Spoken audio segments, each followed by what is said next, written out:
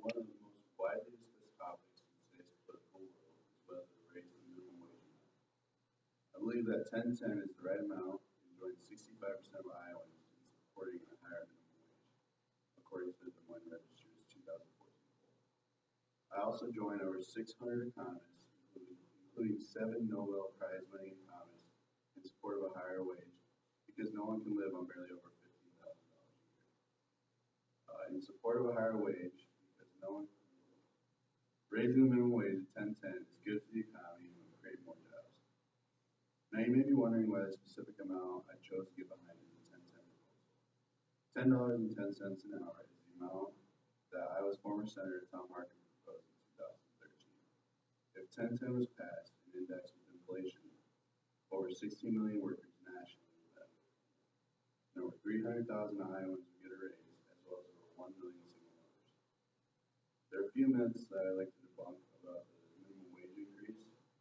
The first is that raising the minimum wage would benefit only teenagers. That couldn't be any more false. Nearly 70% of minimum wage workers are over the age of 20.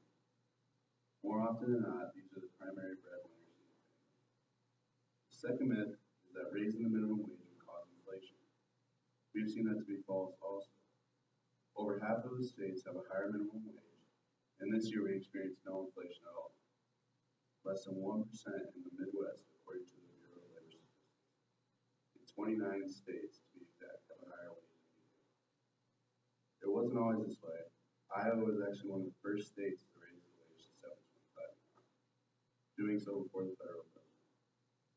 But in 2014 alone, 21 states raised the minimum wage, while the Iowa House didn't even bring it to a vote. Workers in no other state have waited longer for a pay raise in Iowa. Now let me explain why it makes good economic sense. It really is easy to explain.